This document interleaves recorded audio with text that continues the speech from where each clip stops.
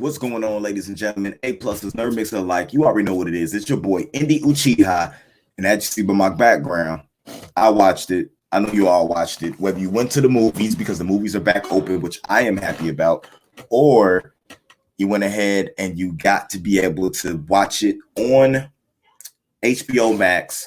We got the 2021 reboot of Mortal Kombat, and this is going to be a spoiler review. Spoilers. I'm going to warn you. 5, 4, 3, 2, 1. Everything past this moment is going to be spoilers for this movie. So if you have not seen it and you don't want to be spoiled, please stop right here. Come back and revisit us here at A Plus Hero Report later in order to nullify all that. You know what I'm saying? Because I don't want y'all mad at me when I tell y'all exactly what happened. All right. Now. Whew, okay. I did something before I went into this movie. I watched the original 1995 Mortal Kombat. I watched Annihilation. I watched Scorpion's Revenge. So, just so I can gauge, you know what I'm saying, where this movie sits. Now, for me, Scorpion's Revenge, which is animated, so you're able to do a lot more with animated films, is the best Mortal Kombat movie that I've watched. All right.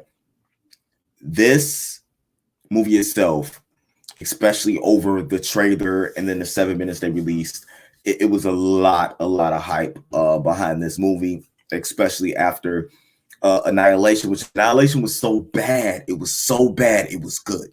It was one of the movies that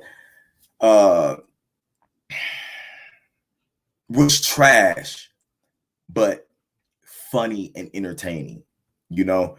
So it holds a special place in my heart. Now, this movie, Hayashi, the Shiryu Ryu, Ben Han, Subzero, it played a lot on their storyline and the background that we know. And so everybody got to see the first 7 minutes that were leaked. If you decided to watch it, you decided to wait, you know, to watch the whole film. That is the best 7 minutes of this movie. Okay. Watching and relating to Scorpion before he becomes Scorpion, you know what I'm saying? And when he's just Hayashi, just the leader, you know what I'm saying, of his ninja clan, just there with his wife and his 2 kids, just having a normal day. Tells his wife that she's the greatest thing that ever happened to him. You see his son wanting to go help his sister. His sister's crying. She's sitting there gardening, you know what I'm saying, with a tool, probably gathering herbs and stuff so they can have a delicious dinner. She says she needs 2 buckets of water in order to do what she needs to do. So he runs off like the great husband he is in order to go get those 2 buckets of water. And while he's gone, the Lin Kuei attack. Now, Ben Han, man. Ben Han. Sub-Zero is entirely the best thing about this movie. Just amazing. Played by Joe Taslim. Y'all remember him from Rain. We had our boy Hikaru Sanada playing Hazo Hayashi. 2 great actors, great martial artists in their own aspect. I love the stylization they used on these 2 characters. But Joe stole the show playing Ben Han. We all know Luda Lin and Makai Brooks because they hold a special place in our hearts, especially with Makai coming from Supergirl, something that we review here, and Luda Lin coming from the Power Rangers. I think it was 2017 Power Rangers reboot. You know we're Power Rangers heavy over here. We have our own dedicated Power Rangers channel, so we were looking to see what these guys were going to do. 2 other standouts, Jessica McNamee, playing Sonya, and the supposed star of the show, Louis Tan, playing a brand new character, Cole Young, Max Hung playing Kang Lao, Ying Chin Han playing Shang Tsung, Mr. Asano playing Raiden, and the other standout for me here, Josh Lawson playing Kano. So those were the standout characters to me as far as it goes. Ben Han start more over than anything else. Him coming in and wrecking shop at the at Scorpion's clan's home, killed everybody. He thought he killed everybody. The fight scene, the way that he left his son and his daughter there frozen, you know what I'm saying, for Hanzo to come up and actually see them like that, to take everything from that man. We still don't know why. We don't know why the clans are warring. We just know they have a serious beef. Like, well, if you played the game, so you know, stuff like that. But as far as this movie goes, and taking it as viewing as a person who's not in, who trying to look at it as a new viewer who just knows Mortal Kombat from the hype and not technically from the lore and stuff from the game, right? Ben Han set out to be a scary person. He looks like he's kind of a novice in his abilities, because even when he's messing around with Hanzo's son, jumps up like, my dad told me this. You know what I'm saying? And he's sitting there making the ice and stuff with his hands. You're watching blood vessels and stuff pop because he's not a master of what he's doing yet. But he even defeats Scorpion, like Hanzo, like hand to hand. Hanzo picks up like this regular garden tool that like his wife was using, attaches to a rope, and you just start seeing him doing all types of crazy stuff with it. You know what I'm saying? Sending it out, signifying, you know, his spear that he normally uses, and throwing around. It was an incredible put together fight scene. I really enjoyed it. It was probably my favorite fight scene out of the movie. But Ben Han clears everything out. He thinks he's totally destroyed this clan. But earlier, when Hanzo's wife saw something going on, she hit the baby girl. So this baby girl ended up having, I think, like a great grandson, Cole Young, who was an orphan and is separated from the clan. I really wish they would have did more in him finding his history and attaching him to who the clan was. But this movie in turns was just a little bit over 2 hours long, and it felt very rushed. And I felt like they used every little bit of that $50 million budget that they had. So it was very interesting how they handled this. Now, Cole Young is a mixed martial artist that doesn't win. He gets paid from time to time $200 there to take fights that on short notice other people wouldn't take. He's trying to take care of his family. Just getting pummeled. And then you get the connection he has with his family while he's losing the fight. You get Jax coming in. Jax, I guess, is looking for people with dragon markings because he's looking for other warriors to help them against Outworld. It's cool. Makai Brooks, I was worried that he wasn't going to fit the role. He actually played a decent Jax. I give it to him, bulked up a little bit, looked the part. Has that talk, sees the marking, right? He ends up rescuing Cole and his family from Subzero. So that was very interesting in that aspect and what happened with that. And it was really cool on how they handled all of that on what was going to happen, because you saw a more experienced Subzero, like raising, like freezing the moisture in the air and just bringing it down on a car like it's hell. Cole's like, we could take them together. Jackson's like, man, do you want your family to end up on a slab in the body bags? He was like, this is Subzero over here. This is another level. I got him. Goes and picks out like the automatic shotgun thing, going to chase down Subzero. Tells Cole to get to Gary, Indiana. Boy, shout out to my hometown. My hometown made it into Mortal Kombat. I really don't think that's my hometown because they filmed in Australia. I think it's just a set they made to look like Washington, which we don't have Washington Boulevard, it's Washington Street. But tells him to go find Sonya in Gary, Indiana, who supposedly stayed there a whole life. Maybe she went to Roosevelt or West Side. I don't know. But that was a cool call out for me. Gary, Indiana, home of Indy Uchiha, home of Michael Jackson. You know what I'm saying? So it was pretty cool that was a pretty decent call out that they did when it came to that. So I was hype about that. The scene that we saw in the trailer with Jax fighting Subzero and losing he was no match at all for Subzero. It was baby work. It was baby work for him. He has a freezing his arms, tearing them off. Froze him so hard that he cauterized the wound so he didn't bleed out. So somebody found Jax later. Cole goes and finds Sonya. Sonya tells him about what's going on, fills him in. That's where you got Kano there. They get attacked by Reptile, who is sent by Shang Tsung to try to take them out, because Shang Tsung decides he's not going to wait until the tournament. He's going to try to take out the people before the tournament so that Earth Realm has no warriors. So it'd be an automatic win for them because they won 99 times and this is a 100 tournament. Cool. Typical story. I'm not tripping on that. Reptile's pretty cool, although I do feel like we're going to get they did say that this movie was, hopefully if it did well, it was going to spin into a franchise. They had like 3 or 4 other movies planned. So hopefully we're going to get Ninja Suit, Reptile, and stuff like that. We know there's more than one of them, but it was really cool to watch the scene of Reptile moving around and how they adapted to try to get, you know what I'm saying, get him up out of there.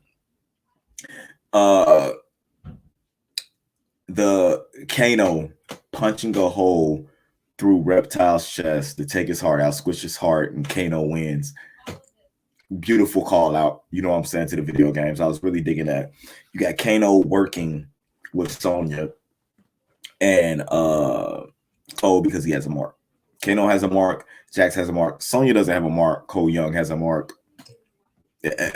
Sonya feels left out. I know she feels left out because Kano has a mark. She doesn't have one, but I think Kano killed somebody for that mark, to be totally honest with you, because come to find out, if you beat somebody in battle, the mark transfers to you, and Sonya just wants her mark. So she's doing everything she can to get that mark.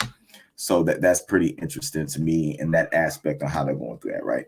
So they end up going to the Monk place when they find out where they got to go, to Liu Kang, where Liu Kang's chilling at. And I thought it was pretty cool that when Luda Lin made his appearance, Liu Kang, they had the shadow looking like the old Liu Kang guy, the character dude who used to play Liu Kang before. And you come out to Luda Lin, he's doing all this fire stuff, fire. He's just a, you know what I'm saying, fire starter, you know, pyromaniac. Leads them in to go meet Raiden, right? Raiden tells about what's going on, them having latent abilities, arcana, I guess they're magical beings now. I have no idea what none of this means. It just seems like something they use to push the story forward. I don't care, because they don't give you enough time to care about it with the pace they're moving in. They don't try to explain much of anything, but now they have to train in a similar Power Rangers sequence when the Power Rangers trying to activate their suits, to activate their powers in order to activate the arcana and let out their inner power. Which the dinner table with them fighting back and forth was strange when Kano power activated and he got his laser eye, and it's really weird to me. Cole Young couldn't activate his power. Jax didn't activate his power until later. We end up with Kano activating his power, right? So on our squad, we got Kano, we got Kung Lao, we got Liu Kang, we got Sonya Blade, we got Jackson, we got Cole Young. We're good. We got like our starting 5. So, you know, let's go. But bruh, the team that Shang Tsung is bringing to the back is and Nathan Jones as Reiko, Daniel Neeson as Cabal, Elsa Caldwell as Natara, with Goro, you know what I'm saying, CC Stringer as Melina, you know what I'm saying, among others that he's bringing to the table to bang it out. So that was really interesting to me how they did that. This is where I felt like I was only watching the movie 15 minutes, like I blinked and it's over, because you end up having a scene where like our team gets mollywopped, right? Mollywopped, because you got Cabal who comes and talks to who the hell did he come and talk to? Why am I blanking? Kano. Cabal came and talked to Kano, got him to switch sides, tell him come to winning side. So Kano goes and destroys the electrical field that Raiden put up to keep everybody safe. That's cool. That's cool. I don't know why that was that easy for Raiden. Just seemed like he wasn't really that powerful, really trying to be that involved in what was going on. So they get in, they get to fighting. Our heroes get their butts handed to them. You know what I'm saying? Everybody just gets their butts handed to them. Sonya almost dies. You know what I'm saying? So, but with Sonya almost dying, Jax activated his power. He just grew better arms for some reason after they gave him these like poor little tink tink arms. It was weird. Then he lifted up a boulder, lifted another boulder, say Sonya. He ended up getting his arms. Kung Lao had a beautiful fatality on Katara. She came flying in. He flipped on her back, got his little hat twirling, and did like the buzzsaw thing, and then flawless victory. Yeah, and then Shang Tsung turned around, got a flawless victory on him when he sucked the soul out. So our heroes retreat. They lose Kung Lao. The villains lose Katara, and they make a plan on what they're going to do. They're going to divide and conquer, right? With Jax with his newly awakened powers, he goes fight Raiko. With his new arms, he's able to easily beat Raiko. Raiko gives him the thunderclap to blow his head up. That was very interesting in them choosing that fatality. It was actually really good. And he looks at the arms, oh, be some bad mother. You know what I'm saying? His one dope line out of it. Liu Kang and Ko Young jump.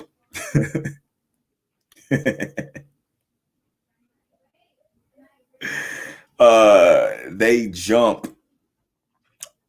Who was it? Cabal and Melina. So that was interesting. Melina just left Sonya alive because she didn't even have a mark when they fought. Like she didn't even say she was worth killing or whatever. That was crazy. Shang Tsung sends Goro to find. I forget this was before or after the final fight for the team. This might have been before they get together and do that. Since Goro after Cole Young and he defeats Goro by sub, that's when he activates his power of plot armor. Like his power is literal plot armor. Like he can take a beat and he's invulnerable. It was weird to me. I don't even understand that. I think he might be another character, but we're going to get into that later when we try to when we discuss later. I want to get the team together and see where they think is going to go from this. So I'm not going to discuss that here. But I ended up killing Goro. Growing like batons and blades and stuff and chopping them up, sliced them up, guts came out, then put a baton straight through his head. Like Goro, that was one of the best fatalities to me. So they all bang out. Sonya ends up killing Kano in a weird way, running around her trailer and Gary, and just ends up stabbing him in the eye with a gnome, which was kind of light to me. I really wasn't digging that. And then they go together, and while they're beating all of them, Subzero kidnaps Cole's family, and he totally forgets about them jumping Subzero and just goes and runs into the teleport thing after Raiden gave him Hanzo's tool, like the garden tool, which as soon as Subzero was beating the crap out of Cole Young and cuts him with the garden tool, it seems like Cole's blood activated that and ends up summoning Scorpion there, and then they jump Sub-Zero. But awesome fight sequence. They did have to jump my boy to kill him, especially after he took all that ugly armor off. Scorpion ends up getting his revenge. Where he goes from there, I don't know. But Cole Young ends up saving his family. They end up killing Sub-Zero. He goes back. He gets a mission to go find others because they still got to do the tournament, right? So Shang Tsung's going to get a list a whole nother slew of fighters since all of his are gone. Melina also lost by getting her with Sonya killing Kano. She ended up getting her Dragon Mark, activating her abilities, and she got a ring shot that blew a hole through Melina, which was pretty interesting. But Cole Young has been tasked to go find Johnny Cage because at the end he's saying he doesn't want to fight no more. He's got something else to do, and like he's gonna go to Hollywood to find somebody, and then it pans to a Johnny Cage poster, which is pretty cool. This movie.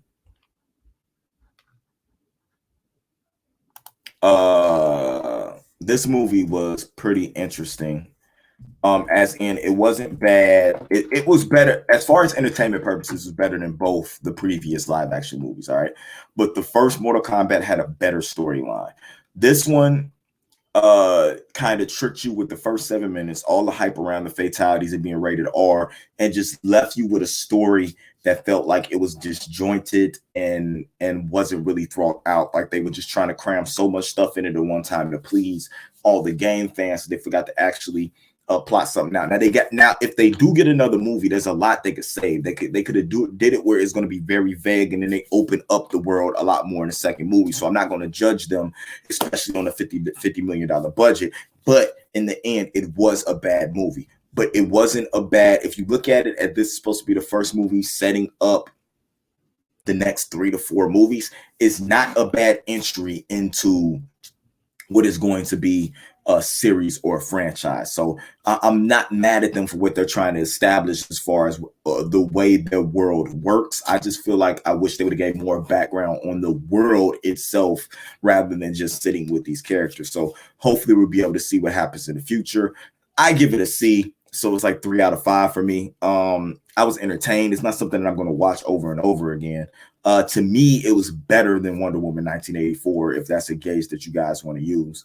Another movie that I feel like was overhyped that we were really waiting for. So we'll see what happens. I kind of dug it. It was, like I said, it was entertaining. I ended up watching it twice. I watched it once by myself. And then I went over with the Thirsty Nerds podcast and I watched it with them and did a review with them together on their podcast, which you guys be able to check out later.